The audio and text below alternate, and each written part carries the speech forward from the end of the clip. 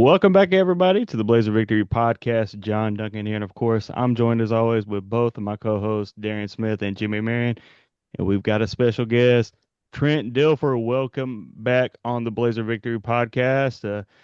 The grind never stops. So we were just talking, man. How are things? Things are good. I think we're getting better. I'm cautiously optimistic. We have a lot to prove, a lot of things that, every day it's like, okay, two steps forward, maybe one step back. But I think overall, the reason I was late, had a quick little team meeting. I just told them this: I'm proud of how we've gone to work. I'm proud of how we've attacked this. I'm proud of how we're overcome some adversity. And it's a big but, we gotta make sure we're not in our feelings. We're not feeling sorry for ourselves. We're overcoming little boo-boos and nicks, effort, toughness. Those things are non-negotiable. And it's the burden of trying to be good. When you're trying to be good at something, it's never enough. So I'd say that's kind of where we're at, and we still got a long time to go. That's the other thing too. You get in the third week of camp and you feel like the season's right around the corner when in reality it's not. We still have 2 weeks till we play a game. Hmm. So there's still a lot of time to get healthy, to fix some things that have plagued us, to create some better habits and create an identity. That's the one thing I would say. We don't have an identity yet, and I don't know if we should. I don't know if you're supposed to have an identity 3 weeks into camp, but you need to have your eye on having one and what that's going to be. So I think the next 2 weeks are an opportunity to develop that identity. Well, I bet the guys are tired of hitting each other. So they're ready for a camp to be over with and bring on Alabama State. But how are things going health wise and as we get to the half point? I'd say we're beat up, because we have really pushed the envelope on tackling, and I've my goal was to exhaust every tackling opportunity I had within NCAA allowances. Now, I haven't been able to go that extreme just because we've lost bodies in certain positions, but we did tackle a lot the first 2 weeks, and we got significantly better because of it. And it showed up in the scrimmage. Um, and that's something that is always overlooked, the ability to tackle, the ability to break tackles, the ability to sustain blocks, and the ability to destroy blocks. Like those are four things that the rest of the stuff really doesn't matter if you can't do those things. So that was a big point of emphasis. The first 2 weeks was very physical. We've had to lay off just because we're lacking bodies in certain positions. Um, so we're nicked up, but nothing alarming. I don't think it's anything long term. I think this is one of the risks you take when you go old in the portal. Bodies that have played a lot of football are going to get beat up a little bit easier this time of year, so you have to be cognizant of that. Um, but it's an opportunity too. You have a lot of players that maybe weren't getting first team, second team rotational reps at certain positions, and now they are. And there's some wow, like, okay, that kid's going to earn some time in the rotation. And there's some that one has not capitalized on his opportunities, and he's kind of slotting himself because of that. So I've always thought this. I stole this from a coach a long time ago, that people always use the word competition. I use the word revelation. Um, People reveal how they handle things in certain situations. They reveal the true essence of who they are as a player and as a competitor, the more opportunities they get in live action. So we've had some revelatory things happen here, which is good. And Darian, hey, So you remember the grind of fall camp, don't you? yeah, I don't miss it. I'm sore thinking about it. But Yeah. so I went back, right, and I can be kind of long-winded. I'm kind of like you when I come to explain. I like to set Long up a vis answers. Yeah, Yeah, I like to set up a visual. So it's not even an exactly. answer. I'm just setting it up, right? So I went back and I watched just like the first 8 minutes of the Navy game. Mhm. And I came away and I had to pause it because I got so frustrated, right? Because I got frustrated because I'm like, talent wise, this team is not beating us just one on one. It was like mistake here, Mhm. mistake there, identification just didn't block back here, Hmm. Fielding the kickoff deep in the end zone. I'm just like, and it was Hmm. gap responsibilities. And I'm like, I came away with two things after I had paused it because I was frustrated. I was like, I couldn't be a coach because I would have an aneurysm because I was mad looking at a YouTube video, right? Yeah. And then secondly, I was thinking, I don't know how you, because I've never been on the coaching side of it. How do you coach that care, that discipline? You talk about floors, and one thing you've been talking about is floors and ceilings. I think is super important Hmm. because a ceiling to me is Tajon Palmer taking a slant 60 yards to the house, Hmm. or Adrian Maddox pick six, right? Hmm. That's a ceiling. A floor is I saw 4th and 1 when we played against Navy, and we were hat on the hat, and Hmm. Terrell McDonough watched the outside backer down, and it gave Lee BB one-on-one with the safety. He ran him over 1 yard. We got it. I saw everybody pumping. I'm like, that's good floor football Hmm. right there. But I was just wondering, and I know that was a big setup, but I was really passionate about that, right? No, it's a great setup. And I was just wondering, how do you first keep just remain sane Composed. Yeah. and composed, and then secondly, how do you teach that care and that discipline and the importance of that little details, that little chip on the double team when you're working up to the backer, doing it the correct way, how much it matters every single play. How I don't know how you can get that messaging to a player clearly. Yeah. So a great setup and great question because it really defines why we've lost at such an enormous clip the last 2 years. It's this self-inflicted wounds, beating yourself, not being attentive to the details, playing indecisively, panicking, not being able to quiet your mind in big moments. There's a laundry list of negative things that have happened.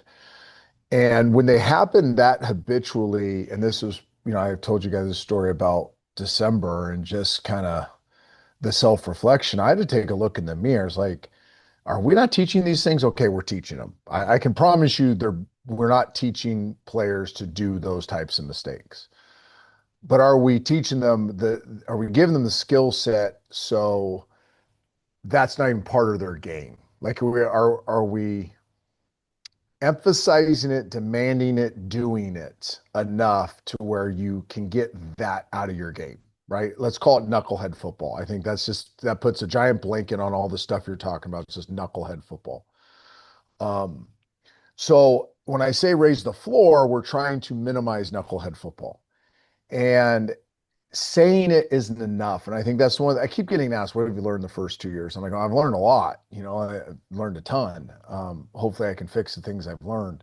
One of the things I've learned is a high school player does it because he's completely devoted to you. A professional player does it because it's his job and he's a professional. The college player, I think, has a natural little bit of, I know more than them, or that's really not that important. It's just more of a casual approach Hmm. of receiving coaching. And what I realized is we couldn't allow that casual approach. So, one, it's not just saying it, we got to make them do it. So, we can't just say be attentive to the details. We got to make sure everything they do demands an attention to detail. So, that's a reason for a lot of our be a pro mentality around the building. Like what your locker looks like is important. And my players would tell you, why is it important? Well, number one, respect to the people in the building that take care of the building. It's not their job to pick up the credit in your locker. They're our peers. Hmm. They're not working on your behalf. We treat them like family. One, we don't want insects and bugs and mice or this, that to be a problem. But three, because Coach Dilfer said so. And because there's a standard to be held, and I want your eye to be able to catch the little things. Like, is your towel hung up? Are your knee braces in the right spot? Are your shoes in the right spot? Those things are important, not because it matters what the locker looks like, but it matters that you have to train yourself to be attentive to detail and do it. Not just hear it, but do it. Why is your hand behind the line in our winning edge? Does it really matter that much if my finger's on the white? Not probably for the time, but it matters because we said your hand's behind the line. And that's a detail that because we said so, because we know better than you, frankly. And because we want to instill some discipline in you that you're going to do. And we appreciate you. We're glad you're here. We love you. But your opinion really doesn't matter to us when it comes to doing those things. I'm just giving a couple examples, but you got to demand that they do those things, all the things, lots of things. Demand that they do them. Now, when we talk about a detail of a play, right? Gap Hmm. integrity, using your hands, where you're slanting to, depth of a route, eye progression for a quarterback, blah, blah, blah, blah, blah. There's a million things in football. Now, we're not just saying it, we're going to make them do it. Now, to do that, I also think you have to reduce some of the asks. And I think what we're doing also is, I don't want to say simplify because I don't believe in simple. I believe in efficient, clean, decisive. But to demand that from a college player, I do think you have to reduce the amount of things you're asking them to do on a football field. And I think at times we've asked them to do too many things. And that's something that we're very cognizant of. And we hope by reducing some of those things, demanding more, that the floor will naturally raise. Hey, I appreciate this. This is really good football talk. This is what I like. Jimmy, you go ahead. I can keep going with football talk. You go ahead with some. I'll circle back around. Yeah, well, first and foremost, I just wanted to say thank you, Trent, for coming on for another episode. Mhm. It was last time that following our episode, you had sent out a tweet and you would encourage people to follow and subscribe to the Yeah. show. And just wanted to give you a special shout out because we easily reached our goal to get over 400 subscribers Mhm. the Yeah. last time we had met. So we're sitting at 422 today. Our next Good. goal is to get to 500. We're asking all Blazer fans, everybody that supports UAB, that listens to our show, to like this episode, help us get the word out from an engagement standpoint. And then if you haven't subscribed already, please do. And with that being said, Coach, I wanted to talk a little bit about turnarounds.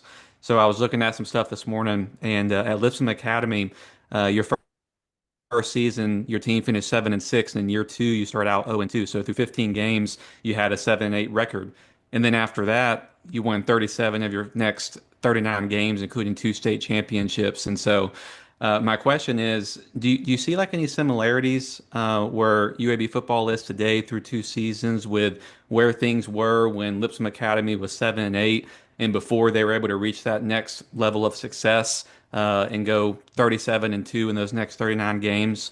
And specifically, have you seen like any signs of encouragement from this UAB football team that they can turn things around? Yeah, I get asked this question a lot. I still have people in the building that were there with me in Nashville. So, um, they'll come up and be like, "Hey, doesn't this kind of feel like it did year, whatever?" I'm Mm, like, let's be careful. I think every situation is unique, first of all. mm, I think it's dangerous because now you can fool yourself. Remember, I think I said this to you guys last time. I've been conned for 2 years, and I just am mm. not going to get conned. Like I'm going to be a realist of what we are and who we are, and not try to be overly optimistic about who we are or overly pessimistic. Just have a Right. very matter of fact. This is who we are. Therefore, this is how we have to play football to give ourselves a chance to win. I would say it's similar there. So in year two, we were not better than everybody else. We weren't even close to better than the people that we played. And we lost those first two games because we turned it over a boatload of times and missed tackles and roughed the kicker in a game we should have won. And like just stupid. Like I felt like the worst coach in the world because it was like my team's doing the opposite of what I had been trying to teach. We are Mm-hmm. beating ourselves. And but what we realized was, hey, we got to play a certain style of football. And if we play this style of football, we'll have a chance each week. Because teams were no longer way better than us, they were just a little bit better than us. But we had to play cleaner than our opponent. We had to play smarter, tougher, like do all the little things, Darian, right? The non-knucklehead things. And that's where it started. And that's when we won some close games, and then we gained some confidence, and some things start happening, and all of a sudden you have a pretty good season, and then the right people start showing up, and it becomes culturally the standard to do the right stuff. Um, I sense a little bit of that. I wouldn't say we're there yet, but I sense an awareness a willingness for people that may not believe in that philosophy to come my direction because they're like, no, it makes sense. Like, let the other team beat themselves. We don't have to beat ourselves. We don't have to like take undue risk all the time. Um, and I'm sensing the buy-in to a certain degree. Now, there's still skeptics. Listen, every time you have a building this big, you're going to have all kinds of skeptics. You're going to have people that had a high school coach that did it one way and you don't do it their way, or their previous college, they loved a guy that did it a certain way and we don't do it that way, or this place had this. We don't have that. That's the nature of the beast. But we have enough, and it's especially our best players that really, really believe in what we're doing, not just what we're saying, but what we're doing. And I think as a staff, we've really earned their respect because we've been exactly who we said we're going to be. You Mm. know, like Steve Russ in a recruiting meeting doesn't recruit, he interrogates. It's the craziest thing you've ever seen. Vice is the same way. Like, we don't recruit, we don't ask kids to come here. We interrogate them to make sure they're fit for us. And then we're like, hey, if you want to come, great. If not, we'll go to the next guy. And the kids are like, we kind of like that, and the ones we got because they bought into that now see, that's how he coaches too. And that's how we all coach. Like, we're super glad you're here. We love you. Like, we really pour into our kids, but like, we're going to ask you to do a bunch of stuff and you don't really have a say in it. Just go do it. Right? Like, that's just the bottom line. We're going to ask you to put your hand here and your foot there and place your eyes there and run to there. And this is not a democracy when it comes to those things. And if you don't do it, the next guy will. And that's the nice thing about having some depth is we have a lot of equal talented players at the same position. So if you ask me who my top 5 offensive linemen are, I couldn't tell you. I could probably tell you who my top 9 are. If you'd ask me who the top 2 safeties are, I probably couldn't answer that question. I'd probably tell you who the 5 are that could competing for those 2. Corners the same way. We have extremely talented corners, and we're like 6 or 7 deep. But who are going to be the 2, the 3? We're still finding a lot of that out. And if they don't meet the standard, the next guy gets the opportunity to go meet the standard. And so to answer your question, that is similar. It's similar that you feel like, okay, guys are starting to recognize that there is a way to win. You don't always have to be better than everybody. You have to play better. There's a big difference between being better and playing better than your opponent. And I think they're starting to understand what it looks like to play better.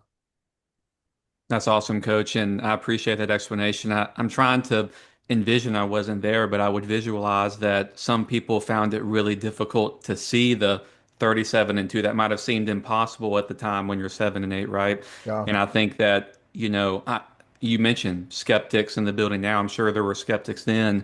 And I know there are people now that find it very difficult to view whatever X result is when you're 7-17, like whatever X positive result in or is.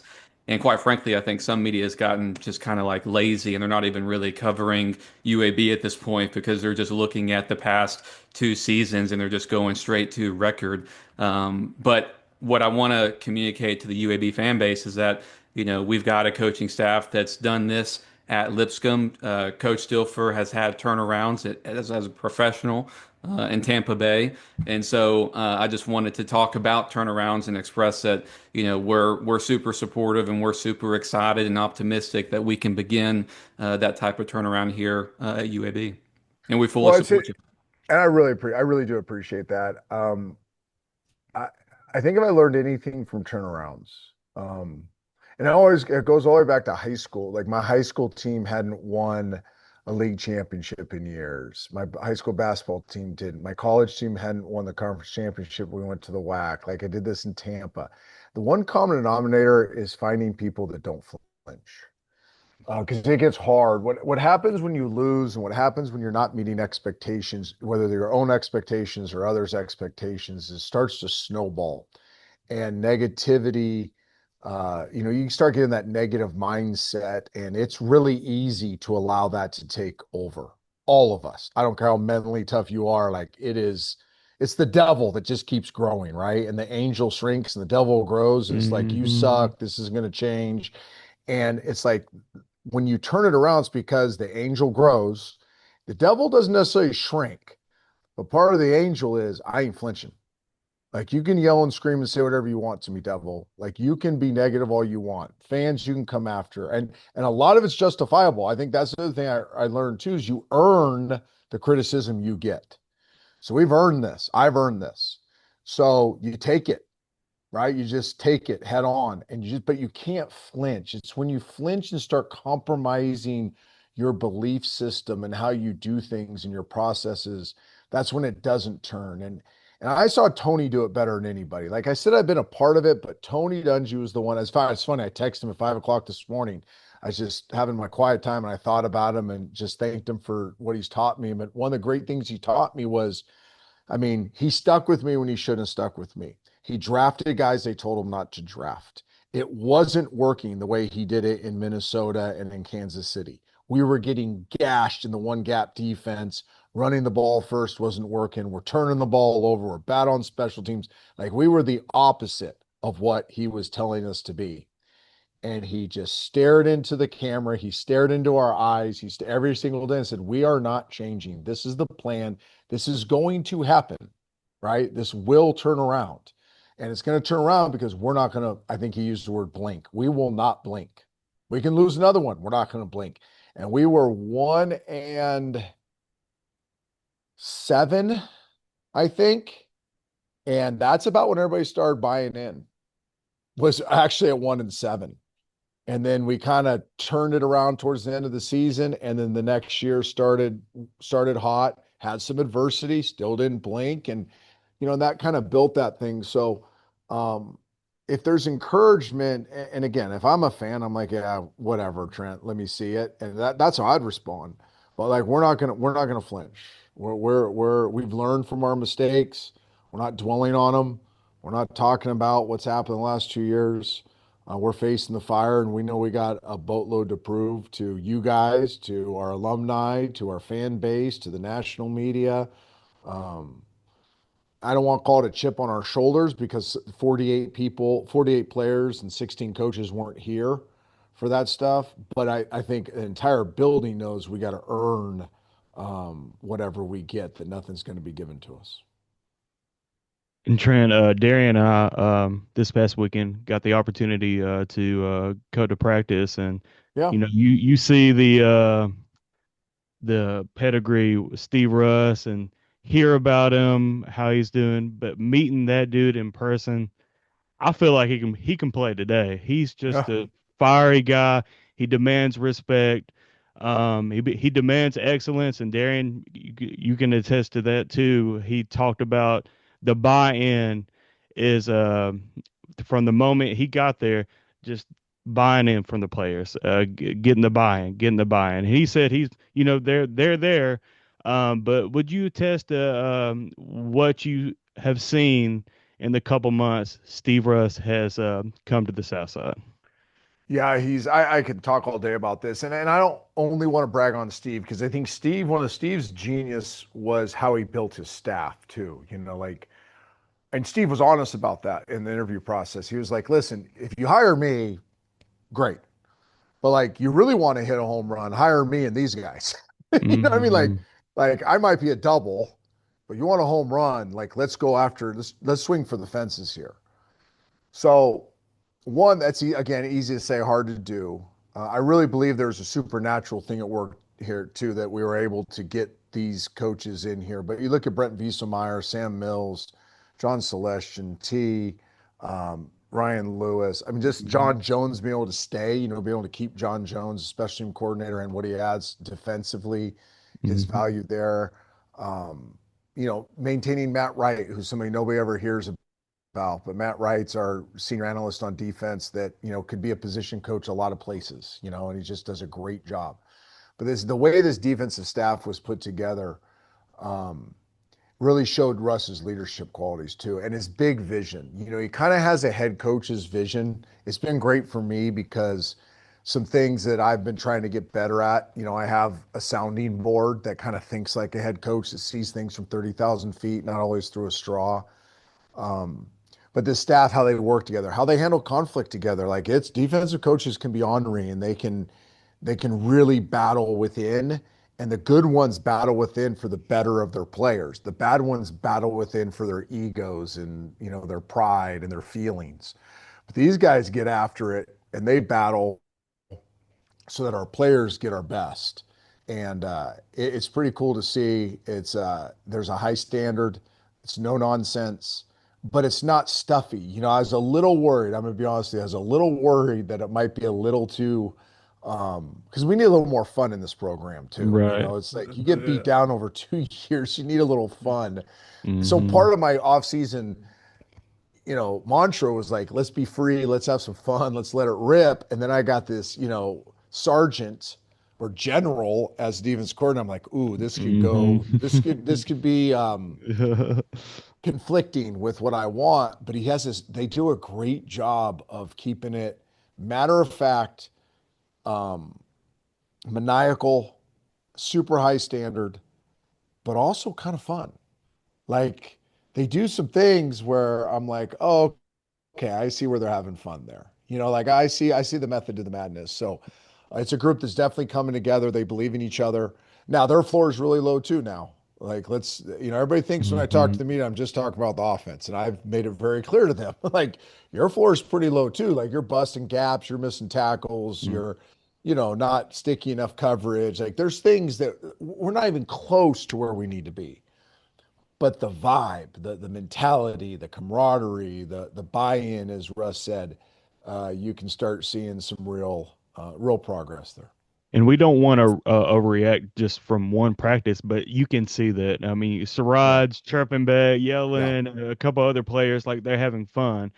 Um, who would you say would be one of the vocal leaders on the offensive side of the ball right now? Or are you still trying to get a couple guys to be more vocal You know, at that's a this gr- stage? it's actually an awesome question because it's something we talk about a lot. In fact, I was in a meeting about an hour ago and this came up.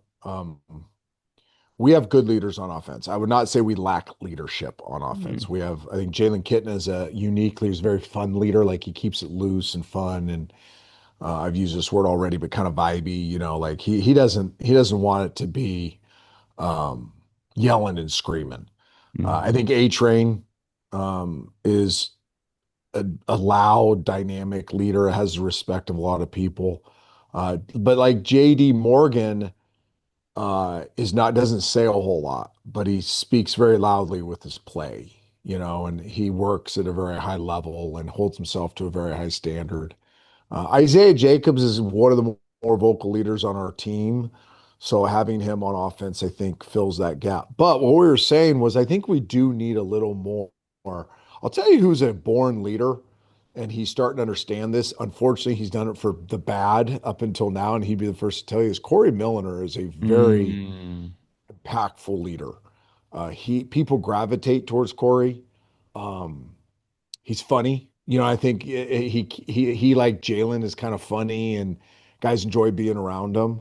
But he's learning that he can lead both ways. He can lead for the negative, he can lead for the positive. And there's been some growth over some hard times this offseason where I think he's starting to understand the powerful impact he has.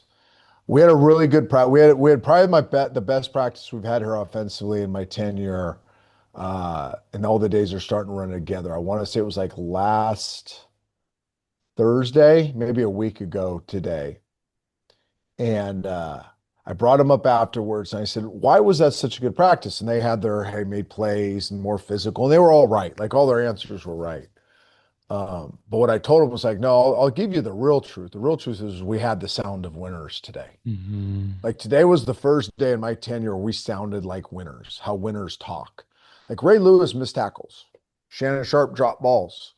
Um, Walter Jones didn't get beat very often, but he did. Steve Hutchinson got beat. John Lynch missed tackles. John Lynch got benched. I'm going through all Hall of Famers, by the way. Right. Rondy Barber almost got cut my first and second year in Tampa with him. Derek Brooks was too little, got run over all the time. Um, Jonathan Ogden was 2 foot slow at times. Like I can go through I played 12 of them, I think. But they never sounded like the negative part of what was happening to them. A winner sounds different. A winner carries themselves different. A winning unit, offensively, defensively, has a sound of optimism, a sound of accountability. There's almost like a cheerleader complex to it, like rah, Yeah. rah, rah for you, like I'm rooting for you. There's not infighting, there's not jealousy. Now, there's high accountability, there's a standard, and there is some conflict. Now, I think all great units also have conflict, but there's a sound to winners. And that Thursday, I think it was that Thursday, I was blown away. And I kept saying we wear headsets in practice just so we can communicate with each other with the music and call plays and all that stuff. And I kept saying to the offensive coaches, first time ever, it sounds right. Sounds right. I can just skip it. Sounds right. Like, and I would point out, but look at that. We just dropped a ball and look at how they're talking to each other about fixing it and patting each other on the back. And, you know, Good. look at the offensive line, their communication last second on combo blocks. You can hear them talking in the play, out, on, out, twist, twist, twist. Like you heard them kind of finding their voice, the sound of winning. Now it's been like this ever since that. So again, Yeah. I don't think we're close to where we need to be. And I don't, but I also never the guy that says, oh, we suck. We're not going to win a game, you know. But I'm seeing glimpses of things I haven't seen the last 2 years, and it's encouraging. And then I see the same old stuff come back at other times, and then you're discouraged. But I'm choosing to stay focused on the pieces of winning that I have not seen showing up here for a couple years and trying to emphasize those things to create a culture of the next good thing is coming. We keep doing the right thing, something good is coming. That was like exactly kind of where I was gonna go with it because my only thing I know is early in camp and we was at we was at the scrimmage. And I know one thing about offense is it take a little while, especially with the influx of newer people coming in. It's Mhm. going to take a while to gel offensively. We know that, but it was so inspiring to see because the competitor in me got fired up when I heard y'all. I heard Sarad Bryant, and he just like Hmm. y'all they won't. It was just the care factor, Mhm. right? He just yelling. It didn't have anything to do with coaches. It didn't have Yeah. anything. He cared about Mhm. a scrimmage early in camp, Hmm. and I can tell that permeated through the defense. And I saw the rest of the defense is kind of feeding, and everybody seemed to care, right? And even when they got hit with some plays that they didn't want to get hit with, I saw care factor and holding each other accountable. Like, no, you need to be here. I saw communicating, right? Mhm. Even in the good and the bad, I saw Mhm. communicating with the defense. And and he was right. The offense didn't score. And then, they didn't score. And and I understand how ebb and flows and I know how momentum is. But even in the midst of momentum, the only thing that was like this, okay, this is my major concern. I wanted to go with you. I saw hands on hips and I saw heads down on the offense. And I was Mhm. waiting. I was waiting on that voice, or I was waiting on that galvanizing, that hey, just that accountability. But it was kind of like the defense got the momentum, like kind of like confusion almost. So I was like, all of these guys are high character guys on this offense. Like you can see them and they respect each other and you can tell they love the game. But I was wondering, like, was it a guy that you was it a Jalen? I know that's not his style, but you just answered the question. I just wanted to get it out. Yeah, I and we was got to wondering, I get was like, better. who is going to be that galvanizing voice when things are tough, when that Yeah. momentum is going, and when mistakes happen? I just didn't know if I we don't think it's there yet. And I guess is my typical long-winded Dilfer answer of saying I think there's signs of who it could be. We do not have the moral authority leader on offense yet and I that can completely just believe they'll come. fix Like it. Yeah. yeah, Yeah. So we're hoping to develop that and we keep telling, that's why you keep doing so many hard things. I think you see it behind me, hard things equals great things.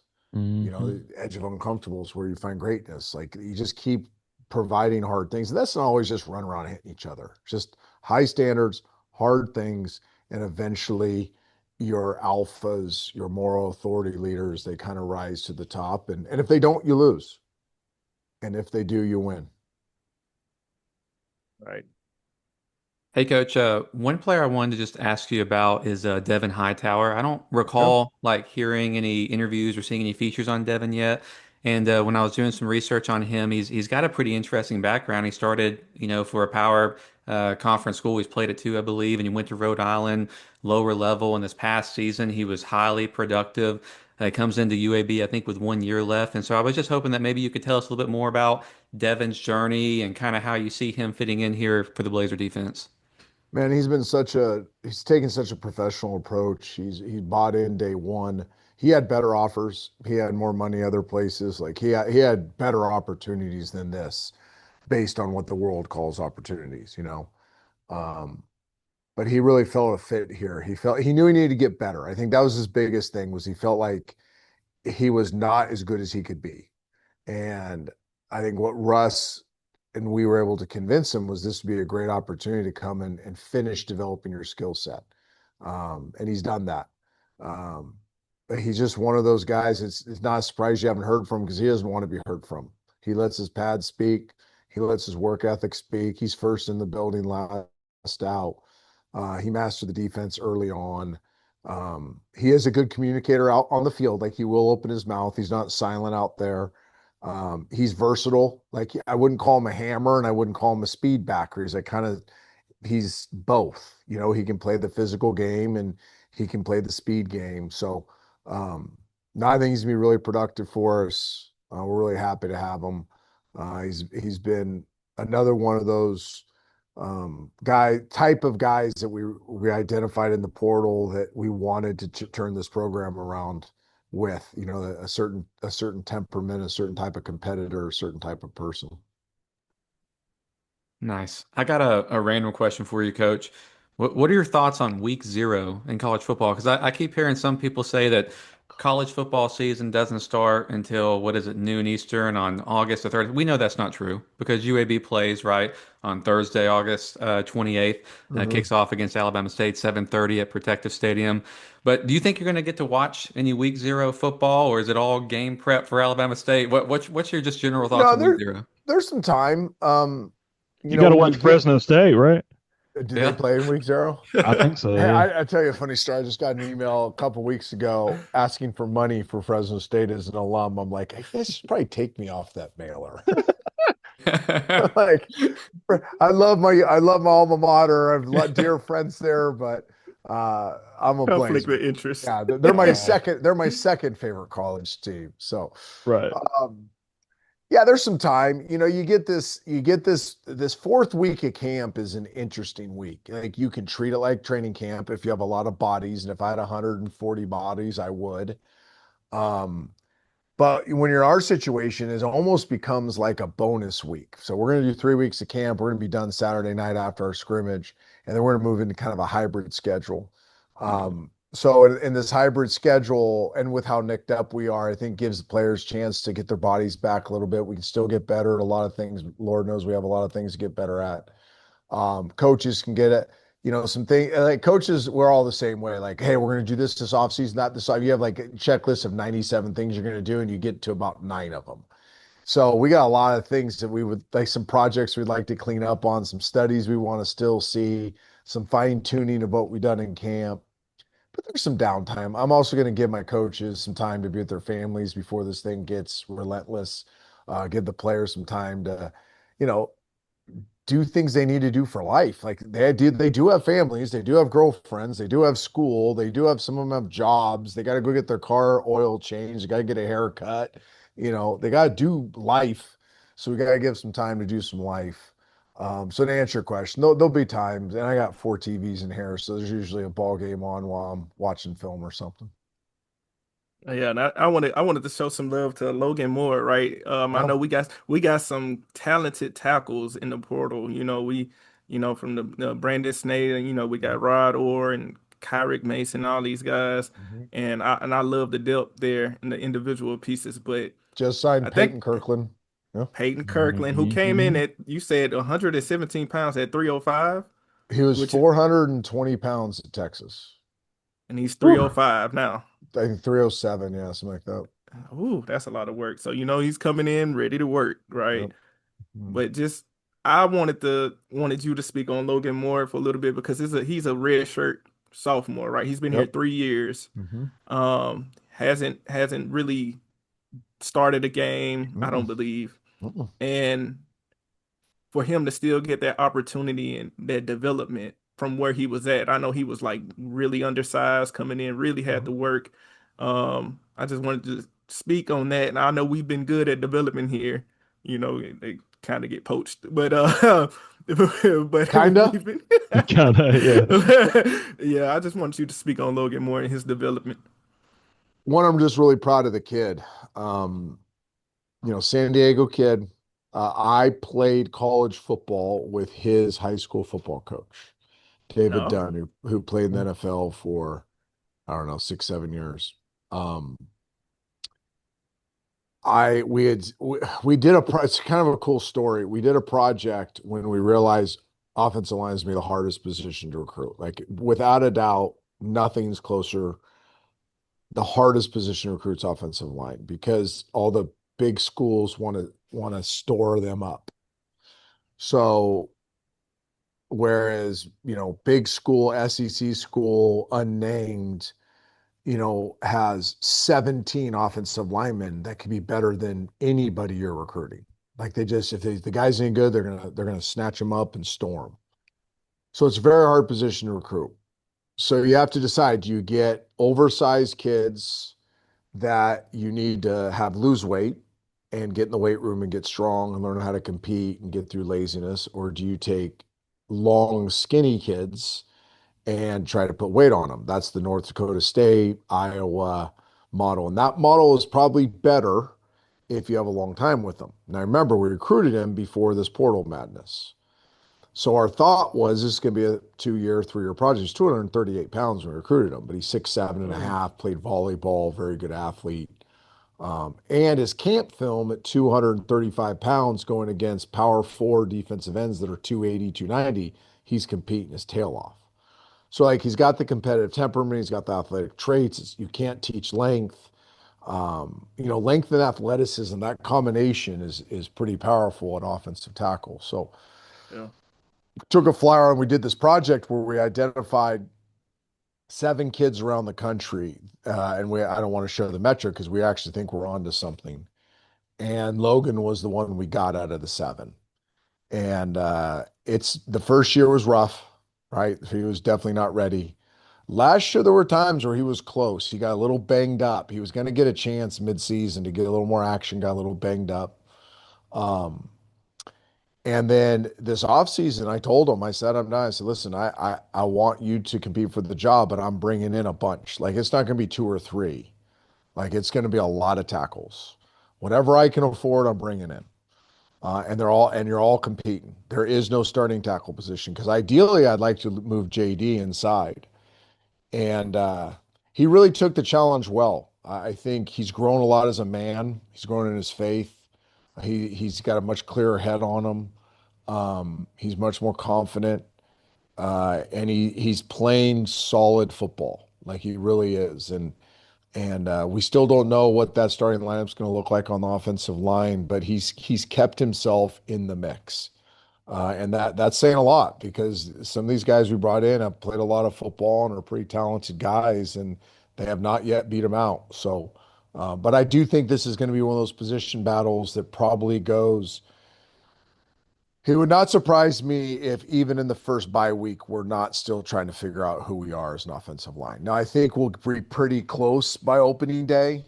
But like if you're the 7th guy or the 8th guy going into opening day, I wouldn't be discouraged because you might be in the 5 by the time, we play the next game or the game after that, by the time we get to the bye week. And I think those good teams are like that. I'll go back to the Lipscomb thing, but I'll also go back to the Bucks and the Ravens and other stories.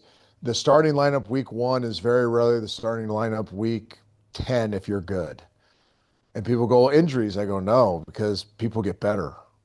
Like if you're a good football team, you're getting better as years going on. And the guy that just lost out on the outside linebacker starting job, if he takes the approach of getting better every single day and he has more God-given ability than the guy ahead of him, he's eventually going to ascend in that position. Mhm. So we really want to take the approach of getting better throughout this season. And you'll hear if we're 4-0, 0-4, you're going to hear me say the same thing. Like listen, we're trying to win every game, but we're also trying to get better. We want to play our best football here late in the year, and good teams do that, and players' roles change as the year goes on if you're a good football team. And Trent, I didn't get the chance to talk with Danny Mitchell this past Saturday, but how is he doing in his new role as running backs coach? Yeah, he's a superstar. We lost a great one and we got a great Hmm. one. And we always knew, like, losing Henley hurt because he's a dear Hmm. friend. I think he's been such an important part of this program. But I understood his why. Um, and we're still really close. Love the man, love his family. Um, but as we lost a great one, we also knew we were getting a great one because Danny was just kind of sitting out there in analyst Hmm. purgatory. And he really is overqualified for that role. So to give him a room and let him own that room and give him the run, big part of the run game responsibility. Even today, literally the meeting I was in, I was telling you about, he was bringing something up to Mort and I that was, really revelatory. We're like, oh my gosh, that's really going to help us. He's got his backs just completely selfless in their duties. Um, they're just bought in, I guess is the word. Uh, they really care for each other. That is one of the tightest one of the tightest position groups in the building. They have each other's backs. They cheer for each other. Um, Danny's created a really neat little mini culture in that room, and they've been. People would ask me what's been the brightest part of camp. Like, if people always ask that question, like, what's been the best part of camp? What position group has stood out the most? I would have a hard time not saying running backs. I can't think of a position group on either side of the ball that's had a better camp than the running backs. That's good to hear. Last thing I had was I asked about players just to keep it short. I asked about players. I was asking some staff, asked some players that to watch out for. And the name that kept coming up, it was one of my favorites I talked about when he was a freshman. It was another guy that was here for a long time, so I'm proud of that. Was Iman Smalls. Was hey Yeah. man, watch out for Iman Smalls. Is there anything you want to say about him? Yeah, Biggie's really had a great offseason. He got hurt, he had surgery.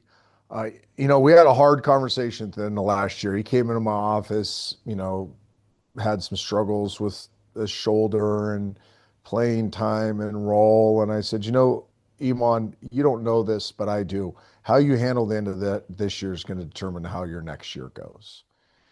And to his credit, for a young man who also had a pregnant girlfriend, so he knew that he was going to be a young father. Um, the stresses of being a college kid, disappointment of not playing early. He kind of listened. Like, he's one of those that said, okay.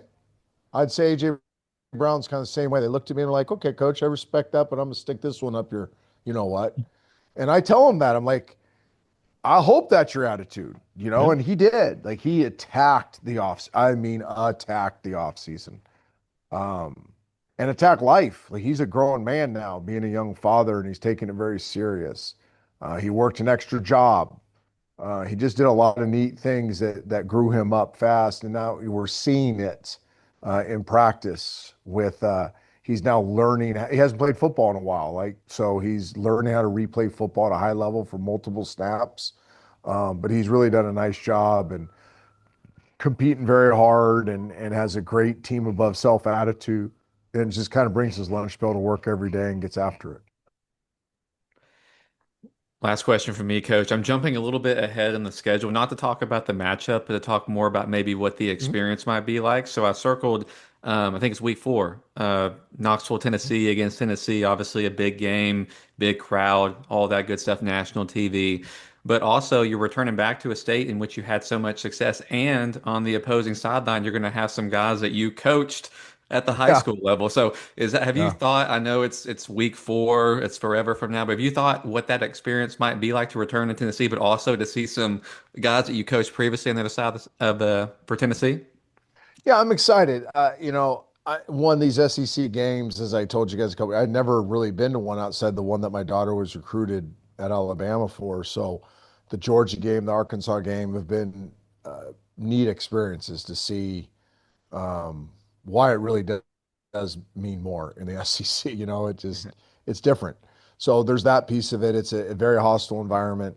Um, Neyland Stadium is a beast. You talk to all the people, SEC people, and they say it's definitely one of the harder ones to play in. Mm. Um, a state that I do really love, was a state that's great to me and my family. My oldest daughter, son-in-law, and two grandkids still live there. Um, and then two players that were two of the greatest players I'll ever Hmm. coach, and Edwin Spillman and Caleb Beasley. Like just incredible football players, incredible kids. It'll be weird, Yeah. those two are, and they're special. I was actually Yeah. telling they'll both play. Right. I don't know. I haven't watched their starting lineups, but they're both unique talents. I know Caleb had a horrific injury when he first got there, but he's bounced back. And Mm. but those two are, I don't really follow the star system, but there's a reason why they had so many stars next to their name when they were in Yeah. high school. They were as good as they were in the country, and Tennessee was lucky to get them. And um, there's really not like any inside information I have. Somebody's asked me like, "Hey, can you take advantage of them?" I'm like, no.